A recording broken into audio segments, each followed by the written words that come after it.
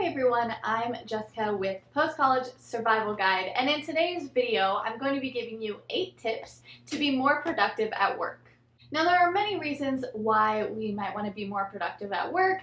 Maybe you've been working lots of overtime lately, maybe you feel like you're not hitting your deadlines, maybe you feel like you are not finishing things in a timely manner. There can be several different reasons to want to be more efficient and more productive at work. And really, it comes down to a few simple things, and that's staying focused, reducing distractions, making sure you're organized and know exactly what you have to do to get done, and being aware of how you approach situations. Being aware of whether or not you're being open-minded, whether or not you're being willing to ask for help, whether or not you know when you need to ask for help and when you need to figure something out on your own. So I have been in my job for 2.5 years now, and I've recently kind of noticed that I feel like I'm not at a spot where I should be at. Like, I should be farther along, I should be accomplishing more things, I should know more, I should be finishing things off more. And so I started to think about different ways in which I could start to be more productive. I wanted to start feeling like I was acting at the level that I should be acting at. So these are the 8 tips that I've started implementing into my workday. So the very first one is to turn off your phone. I've always been really bad about having my phone at work. I know some people who have a very strict work policy on phones are probably cringing right now, but my work has always been very open about having your phone at work. As long as you're getting your work done, you're not like constantly staring at your phone. It's not a big deal.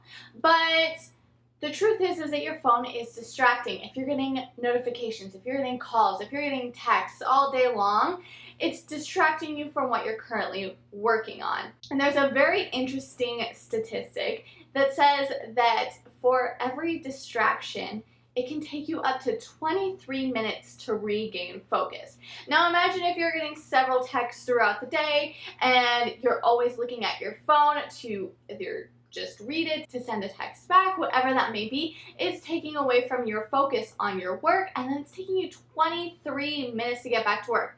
How will you ever get anything accomplished if the majority of your time is being taken over by you just trying to remember what you were working on in the first place? I know you might be thinking, well, my work allows me to have my phone, I listen to music, I listen to podcasts, I have audibles. I enjoy doing those things. I need my phone for those things. I've done that as well. But one thing you can do is turn on Do Not Disturb on your phone, which will stop the notifications from coming in and will allow you to still listen to your music, listen to your podcasts. You can also download those things ahead of time, turn your phone on airplane mode, which will again prevent you from getting those notifications. And there's also various apps that can reduce those notifications that you get. So there's several different methods to where you can still use your phone for music or podcasts or whatever you like to listen to, but you're not getting the constant pings of notifications. This also leads into tip number 2, which is to not have your email open in a separate window. So I feel like most workplaces nowadays have 2 screens up, so you can have your main screen and then you can have your email open on the second screen. What's wrong with that? This causes the same problem as your cell phone. If you're getting pinged on something on your email, it's distracting you, you're losing focus, you're now torn away into something that could be a completely different topic than what you're working on and can cause you to have more trouble regaining focus afterwards. There's no need to keep your email open. So plan specific times during your day in which you're going to check your email. If you really feel like you need to, you can do this every hour, every couple hours, maybe you only need to do it once or twice a day, but just there's no need to be constantly attached to your email. If somebody really desperately needs an answer immediately, they should be calling you about it anyway and not emailing you about it. Now let's go into our third tip, which is to stay organized.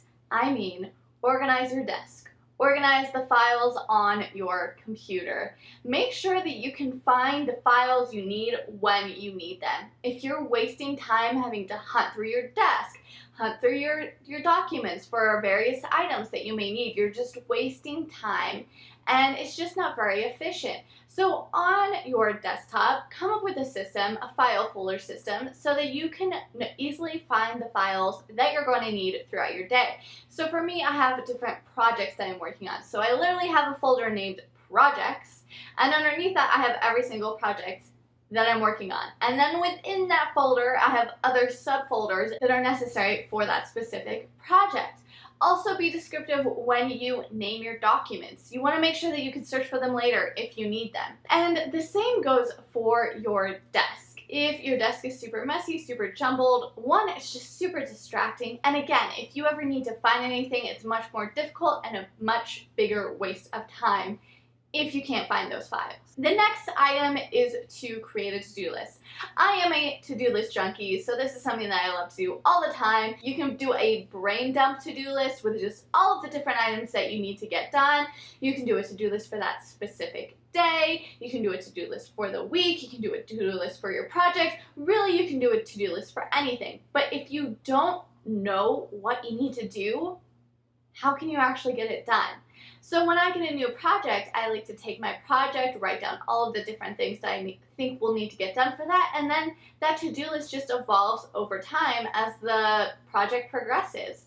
So you can do this with whatever you're doing at work. Take whatever project or assignment you're working on, split it up into the various tasks, and then just make sure that you update and adjust it as time goes on. Cross things off, add things to it when you need to add things to it. If you need to email someone, make sure you write that down. I like to write down pretty much every single thing that I need to get done because I can be very forgetful, but also because it just gives you that little sense of accomplishment when you can check something off of the list. We are already on to tip number 5, which is to take frequent breaks. Now you may be thinking, aren't I supposed to stay focused and reduce distractions? Isn't taking a break going to cause more distractions? But it actually isn't. Studies have shown that we can't actually focus on specific tasks for long periods of time. So it's actually beneficial to take a small break after 20 to 30 minutes to regain energy and focus and clarity and come back. This is especially helpful if you're stuck on something, you've just been thinking about something all day, you can't figure out a solution. It's always best to walk away, go to the bathroom, get a drink of water, have a snack, go for a small walk around the building, take a small break, and then come back because your mind will be refreshed and you'll have better ideas. This also goes for your lunch break. I am notorious for just sitting at my desk, eating my lunch, which basically means sitting at my desk, eating lunch, reading emails, doing other things, working on projects, still doing work, not actually taking my lunch break. And for most of us, you're not getting paid for your lunch break, so you might as well take it anyway. The work can wait. 30 minutes isn't going to kill you to actually go take your lunch break, go to the cafeteria, go eat outside, go eat in your car if that's really what you want, go out to lunch. But that break from your space, from your cubicle, from your desk will make you so much more refreshed.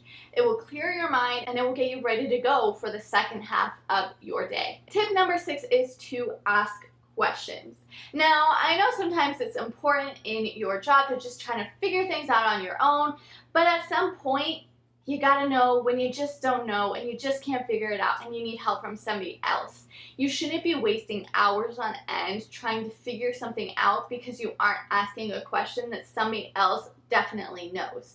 It's okay to not understand everything. You're not expected to understand everything. This was especially true right after I graduated, and I felt like, oh, I've just graduated college, I should know everything technical, I should know everything conceptual about this, and all of the small little details, which is just so untrue and unrealistic. Your coworkers, your employees, they aren't expecting you to know everything right at the get-go. They're not expecting you to know everything that you learned in college. It's okay to look things up, it's okay to ask questions, it's okay to not know the answers to things, and you shouldn't be wasting time because you're either embarrassed or you are afraid of looking like you don't know how to do your job.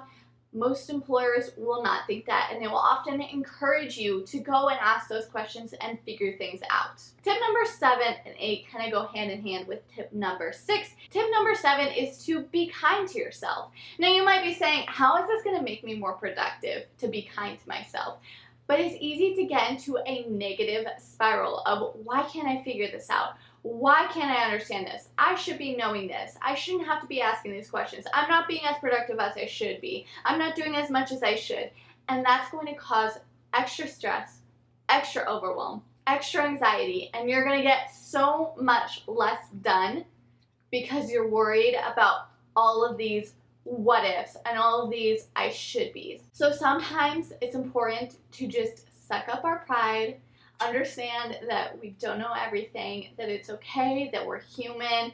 If you make a mistake, sometimes it's really important to just own up to that, to ask for the help, to be open with your coworkers or your supervisor when you need help on something. Maybe you've fallen behind for whatever reason and you're worried about not hitting a deadline, or you're worried about not fully knowing the full process of something to be able to get it done properly. It's okay to bring that up with your coworkers and your supervisor, especially if you're in the first few years of your job, because as you go on, you're going to gain experience. But also, even though you have tons of experience, doesn't mean you're going to know everything either.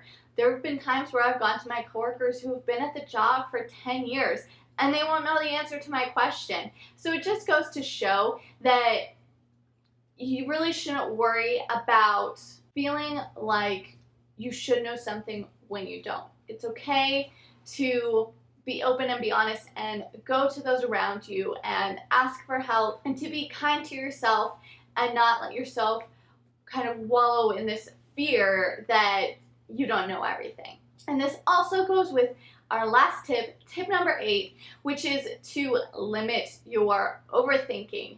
Yes, totally goes with the last one, right? If you're going down this downward spiral, you're overthinking on all of these things, you're afraid of asking these questions, maybe you're stuck on something in particular because you're thinking about all of these what if scenarios, you're just kind of going down into this deep end, and of course, during this entire time of overthinking, you're not accomplishing anything. So, take a breather, take a break. If you notice you've been stuck on something for a while, if you've been working on the same thing for a while and nothing seems to be moving forward, it's time to take a break. It's time to ask questions.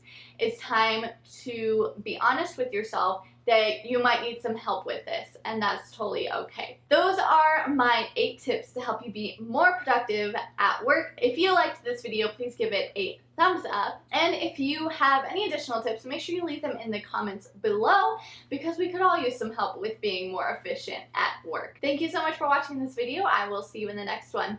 Bye.